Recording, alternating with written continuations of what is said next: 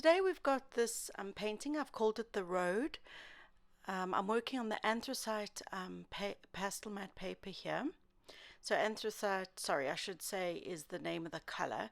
So it's like a dark charcoal gray.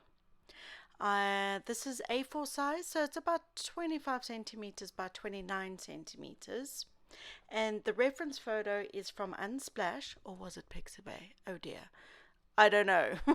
Whoopsie, I forgot. Sorry. But it's by photographer John Towner. I just saw this and I just absolutely loved the light. Actually, I gave my patrons a choice of 5 pictures for me to paint, and this was one of them, that one. So I thought, oh yeah, perfect. Let me paint this. I usually don't like painting trees. I find them, I don't know, just find them a bit intimidating perhaps. So I loved this piece because it's so dark. The trees are so dark that I could just hint at foliage. And I think it worked pretty well. So I just took black. I'm using the new pastel by Prismacolor, and I'm just putting black everywhere.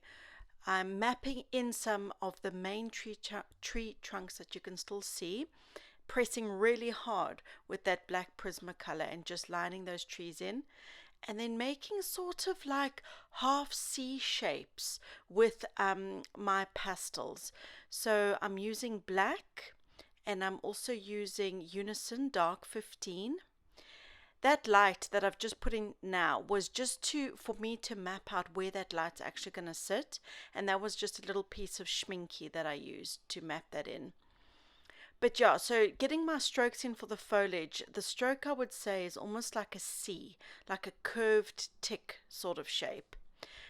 Using Sennelier, these are Blue Earth pastels, which I absolutely love.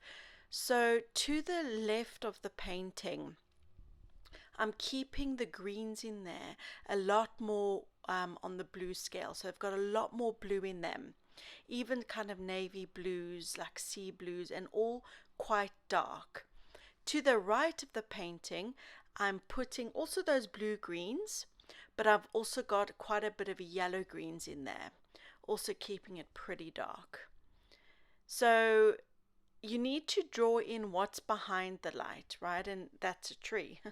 And I actually struggled to find a brown that was dark enough. Even my Terry Ludwig's intense dark twos, they did not cut it. So what I did was I actually went in with black towards the end because it just wasn't dark enough. So before I was going to work on that light, I needed to make sure I got everything that's sitting behind the light in so that I can come and draw the light on top of that. So building up this foliage, I've got a whole range of greens. As I said, with the blue greens, I'm using a dark and a mid-tone green. And as well as with the yellow greens on the right, I'm also using a range. I'm not just using 3 greens in here. If you look at my palette, I must have used about 15 different greens, just to bring variation into the piece. And remembering that everything had to be definitely more dark. I brought a little bit of yellow-green highlights you can see on the leaves. But again, they're not super light. It's more like mid-tone greens.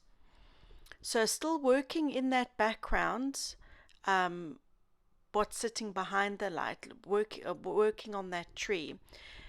Getting the bark in of the tree, it was really tricky. This is Unison Dark 15. Again, you can see it's a very dark blue-green, and I'm putting that in there. Now, this light has got a beautiful orangey glow. So I pulled out my oranges and tried to match up and see what oranges would work best, because it's actually more of a gold orange, which was actually quite tricky, but luckily my schminky came through for me. They do a range called Gold Ochre, and that is what I used for the actual light. So when I was happy with the color of the actual light, I could go in and paint the foliage on top of that, because that's, I work background to foreground. So in the very background, you've got the tree, then in the midground, you've got the light, and then more in the foreground, you've got the leaves. So then I could work on the leaves over the light. Oh, I'm not really talking well today. I'm in the middle of a house move, and oh my gosh, I think my brains have been left in a box somewhere.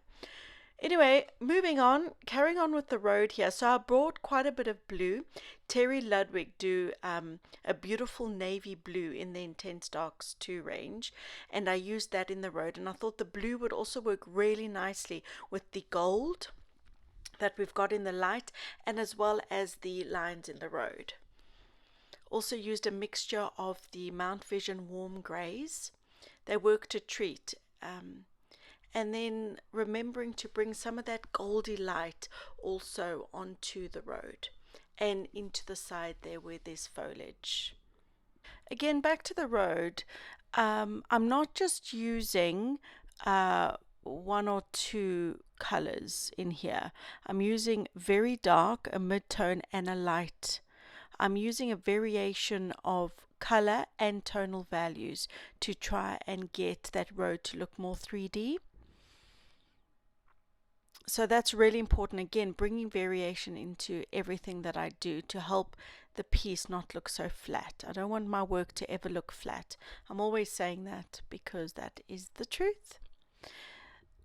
So also with the yellow, I forgot to mention I was also using a little bit of the Rembrandts.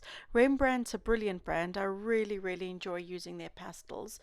Sadly, I often forget about them. I'm not sure why, but I remembered my sets. I've got the 64 half stick set, and I used that also. The very yellow parts, that is the Rembrandt.